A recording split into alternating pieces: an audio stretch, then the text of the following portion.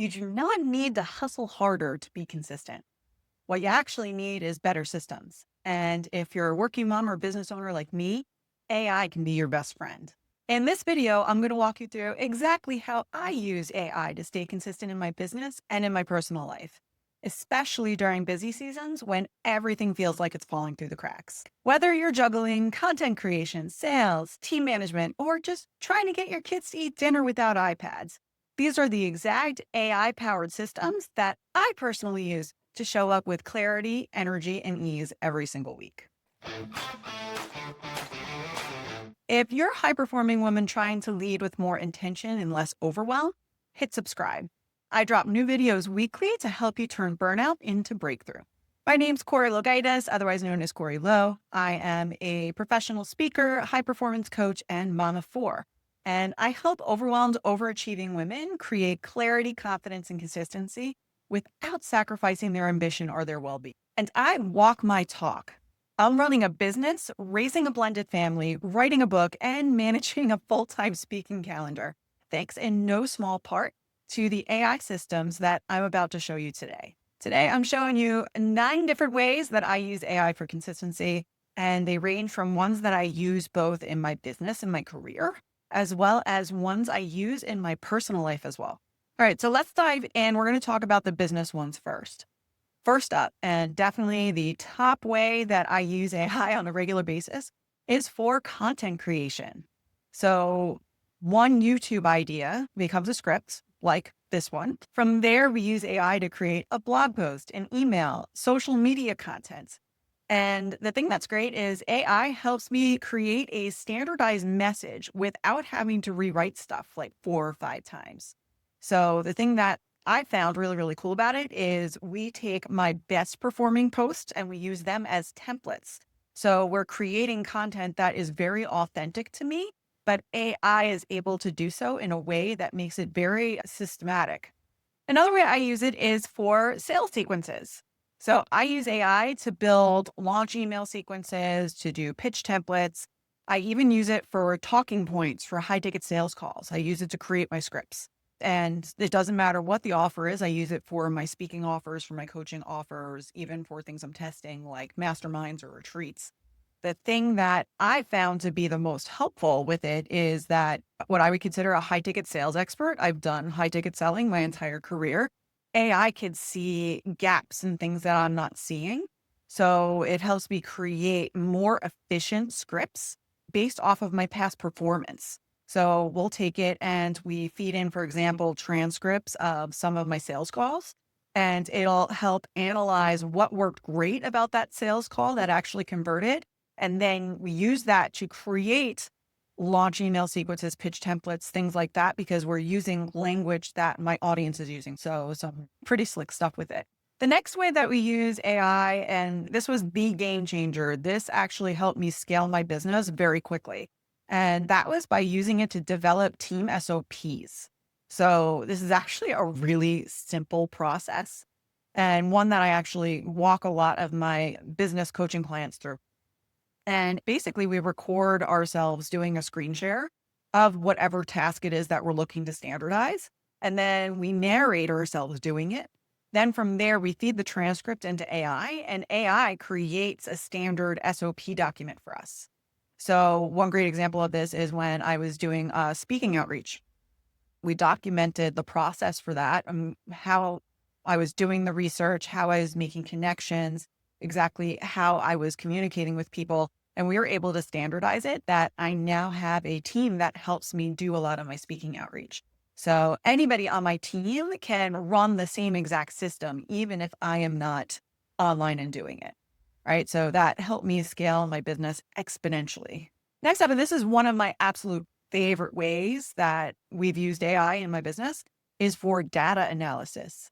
So every single quarter, we drop reports. It could be things like our content. We'll grab all the statistics from YouTube, from LinkedIn. I use Shield, a data analytics subscription service you can get for your LinkedIn. We use the reports from Instagram, whatever it might look like. We run that into AI to identify patterns, right? What topics are people engaging with the most? What format content are people getting the most engagement? I should say. And this helps me see what's working and what's not. And the thing that I love about using AI in particular is it's less subjective than I am. I have certain biases when I come into things for my business, things that I feel should work great because we put so much time, money, and effort behind it. But AI views it from the standpoint of my clients. So it makes it that much easier to actually see what's working. And also, too, it makes it easier to see what's not working. So then every single quarter we run through, for example, one of the data analysis that we do is our time logs. So we use Clockify in my organization. Everybody logs all the tasks that they're doing. The tasks are tied to a specific task in Asana. So we're only clocking stuff that we've been assigned. And so once a quarter, it's very easy for me to run a report of what everybody is spending time on. And then from there, we line that up to look and see, okay, well, what are we spending a lot of time on that isn't ending up as bottom line revenue, right? So what are we spinning our wheels on that isn't actually generating money? And it makes it very easy for us to know what to cut out, because then if we cut that part out, then we can go all in on the things that are actually working to scale it, to then further increase in scale, whether it be business opportunities, things like that, simply through data analysis. So I absolutely love data. I am a nerd about it. I used to be a VP of operations. So this is by far one of my favorite ways that we use AI. And the next way that we use it in my business is I use ChatGPT to delegate, not in the way that you think. So I created a Corrie GPT. So by the way, I didn't mention it yet. ChatGPT is my AI of choice that I use for just about everything. I have the paid subscription. And so I created a Corrie GPT, and Corrie GPT sounds exactly like me. It's been trained on all my keynotes. It knows the types of content I do. At this point now, with my book coming out, it even knows, points on my book, what the chapters are, so on and so forth. So it knows everything about me. It sounds exactly like me, to the point that sometimes it generates things and I can't tell the difference if I actually sat and wrote it or if it did it. And the way that we use it to delegate is my team now has SOPs that they can then take, whether it be YouTube episodes like this, or they could take, if I do a keynote, for example, that we have a recording of, they could take that and feed it into GPT, and it can create content that sounds like me. It could also create responses for things that sound like me. So especially for my folks that are using my inbox, they're not necessarily responding as me, because that's a little unethical. I don't like that. I want to be authentic. But they're at least responding in a way that aligns with my brand and how things should work.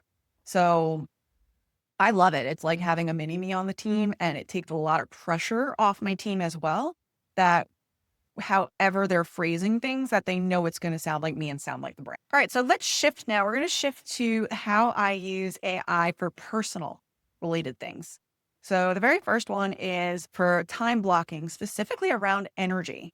So every once in a while, I usually do this about once a quarter, I ask AI to help me map out my calendar for things that I have coming up. And these are like regularly scheduled things. So this could be like school pickups, or when I need to have high focus windows that I'm doing deep work, the best time of day to do it that isn't in conflict at like 5 p.m. when I have toddlers screaming around in the background, right? So I have a very specific process that I use for time blocking and energy management. I actually covered all of it in my instant access mini workshop that's called Capacity Clarity Hour. So if you'd like more information on that, I'll make sure that I link to it in the show notes. The next way I use AI is for creating wellness routines. So I've used it to create things like, I asked it to act as a voice coach, as an example, and to generate a checklist for my vocal care. So I now have a routine that I do before every single keynote when I go out to speak. It also helps me with things like creating a morning routine. Very recently, I've been having difficulty with sleeping. So it's helped me create a nighttime routine that if I follow it on a regular basis, it preps me to go to sleep. And believe it or not, it does work. It's helping. So I absolutely love using AI for wellness routines. Now, speaking of routines, another way that I use AI for my personal life is regarding my home systems. So I've used AI to help with things like daily routines for my family. So as an example, our Alexa in the house, it's set to go off at specific times each day to keep everybody on task. So in the morning, it'll go off at around 7:30 that, hey, it's time for breakfast. So everybody in the house hears it. All of my kids make sure they come out and they're dressed and they're ready to eat. We have one that goes off about 5 minutes before the bus is coming, like, hey, the bus is coming. And this works great, especially for my family. Both myself and multiple members of my family are neurodivergent. And specifically, I really struggle with time blindness. So especially if I'm focused and I'm doing things at work, I will forget what time it is. So having that audible reminder, like, hey, it's time to go pick up the kids from school, is so helpful for me. Not that I get into too deep of a focus time suck. And the thing that's really cool about this is AI helps me identify the best times for me to create these reminders. And then from there, once the reminders are in place, I don't have to be the reminder police for either myself or my family. It's just up and it's running. All right, last but not least, the very last way that I'm sharing with you today that I use AI, and this is related to my personal life, is I use it to review personal health data. All right, so I will use AI to analyze my diet. I've used it to analyze my sleep, as I mentioned before.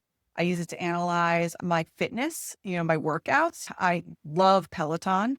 I use Peloton. So you got a lot of reports in there. There's data in there between that and the Apple Health, my smartwatch. Very soon, I'm very excited to add an Aura ring to my tech stack. So I know that provides reporting as well.